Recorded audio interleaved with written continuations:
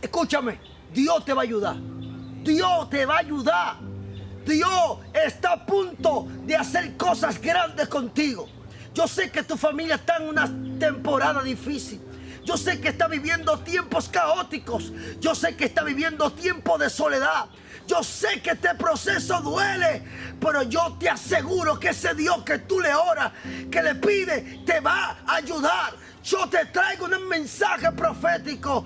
Dios te va a restaurar la familia.